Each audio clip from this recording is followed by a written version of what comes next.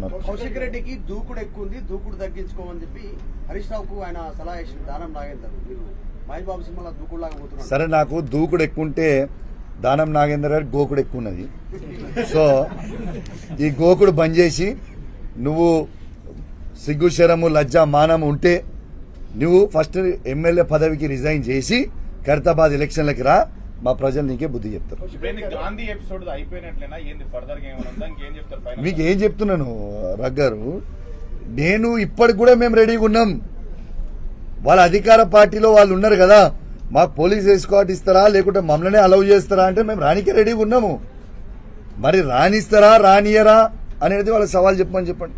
కౌశిక్ గారు, మీరు సెటిలర్స్ అనే పదం వాడటం వల్ల ఆంధ్ర తెలంగాణ మళ్ళీ గొడవలకు దారి తీస్తున్నారు అని చెప్పి కాంగ్రెస్ నేతలు, కాంగ్రెస్ ఎంపీలు కూడా, మినిస్టర్లు కూడా మాట్లాడుతున్నారు. రాములు గారు, మీకు మళ్ళా చెప్తున్నాను, నేను సెటిలర్స్ అనే పదం ఎక్కడ కూడా నేను మాట్లాడలేదు. You can just check, cross check please.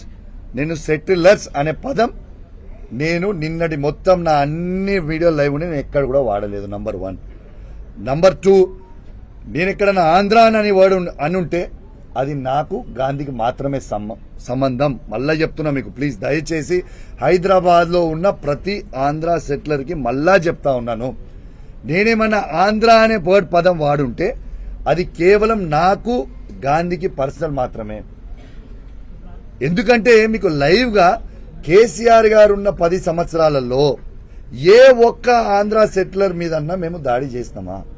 చేయలేదే. అద్భుతంగా స్వాగతం పలికినాం. ఇలా ఆంధ్ర సెటిలర్స్ ని మళ్ళా కూడా స్వాగతం పలుకుతా ఉన్నాం. వాళ్ళు హైదరాబాద్ లో ఉండాలని కోరుకుంటున్నాం. మేము కేసీఆర్ గారే మాట చెప్పిండు, మీ కాలికి ముళ్ళు గుచ్చుకుంటే నా పనులతోని తీస్తా అని కేసీఆర్ గారే చెప్పిండ్రు. ఎస్, వారి బాటలో మేము అందరం కూడా నడుస్తామని చెప్పి సందర్భంగా తెలియజేస్తా ఉన్నాము. ఖచ్చితంగా మీకు చెప్తా ఉన్నాము, దయచేసి ఆంధ్ర సెటిలర్స్ అందరు కూడా ఇవాళ బీఆర్ఎస్ పార్టీతోని ఉన్నారని మొన్న ఎలక్షన్లో కూడా స్పష్టం చేసిండ్రు. ఇవాళ వీళ్ళ చిల్లర రాజకీయాల కోసం ఇలా ఆంధ్ర సెటిలర్స్ ని బీఆర్ఎస్ పార్టీ నుంచి దూరం చేయాలని వాడుకునే ప్రయత్నం చేస్తా ఉన్నారు.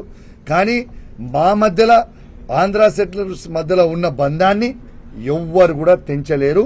ఈ చిల్లర రాజకీయాలు చేసే రాజకీయాలని ఖచ్చితంగా అందరు కూడా గమనిస్తున్నారు, సమాజం గమనిస్తుంది.